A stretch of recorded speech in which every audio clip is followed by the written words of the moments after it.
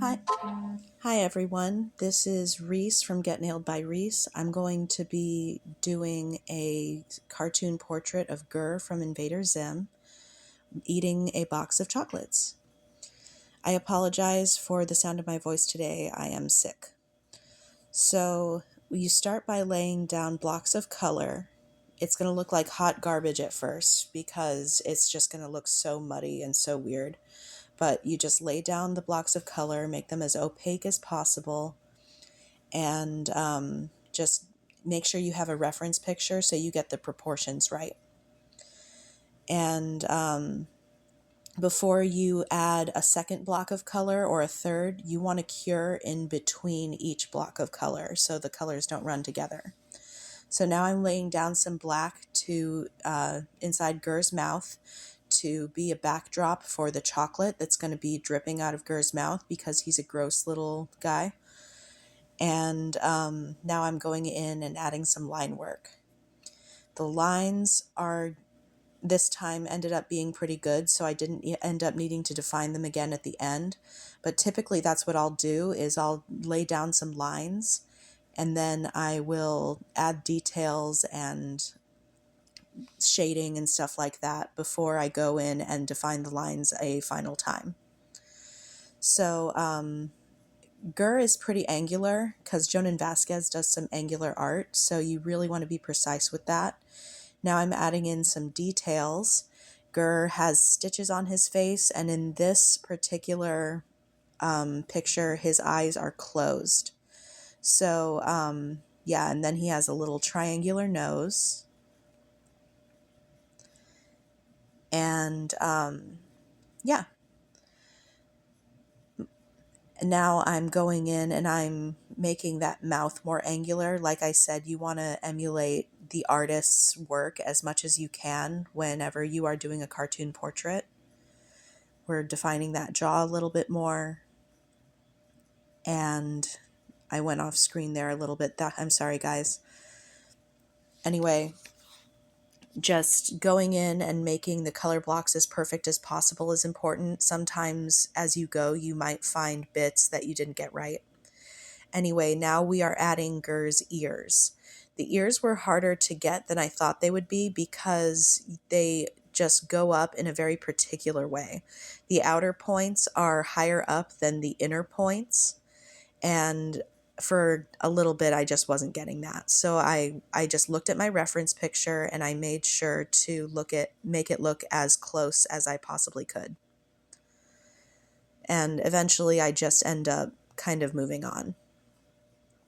So yeah. Now I'm adding Gurr's little legs. I've drawn Gurr before and featured him on my Instagram. His limbs are deceptively small. You don't need to make them very big at all in order to get the effect that you want. And in fact, his proportions are pretty easy to draw too big. So now I'm mixing a darker green with some black and that light green to make some shading. The shading goes through Gurr's eye, and I'm going to have to go back in and redefine that eye because some of the color got on the eye.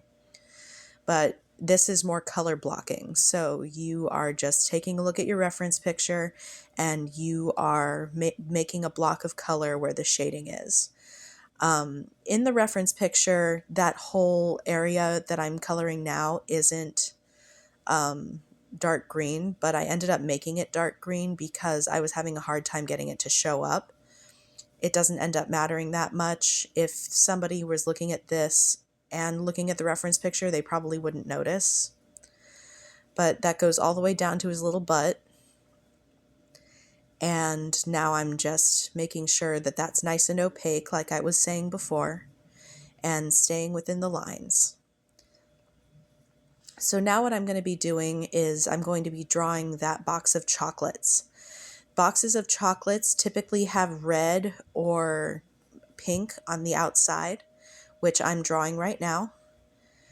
And in just a moment, I'm going to be going in with a bigger brush to lay down another block of color, that black that's typically on the inside of a chocolate box. And we're redefining that pink to make it more pronounced, so you can tell that it's actually a box of chocolates and not just a black blob.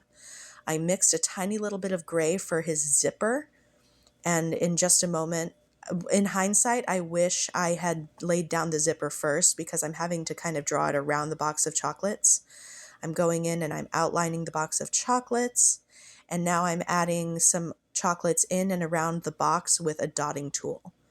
Now, this was the hardest part. This was me adding chocolate coming out of Gur's mouth because he's so gross.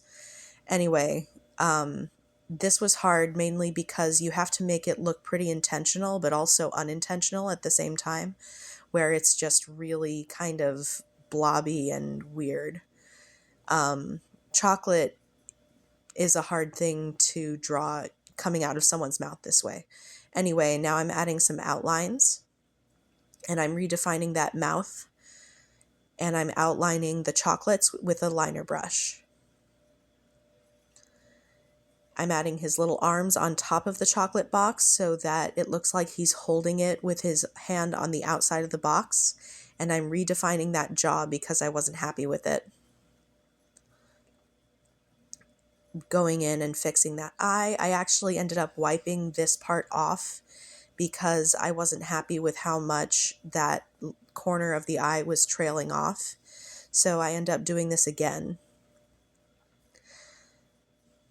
Anyway, with that, I am drawing his other arm, curing,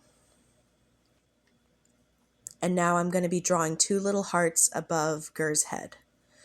When I draw hearts, I typically use a dotting tool, and I use those to create the lumps on the heart, and then I pull those lumps down with a loaded brush, and then I fill the heart in with that liner brush.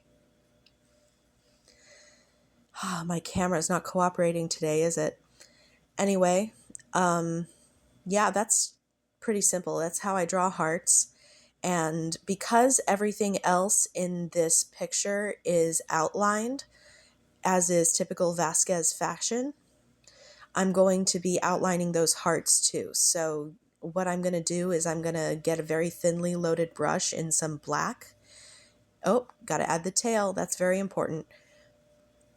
And I'm going to outline the lumps first and the point second on this heart, which I kind of wish I hadn't done, but you'll see how I do it on the other heart, and that is actually how I would recommend doing it, because this ended up taking a little longer than I would have wanted,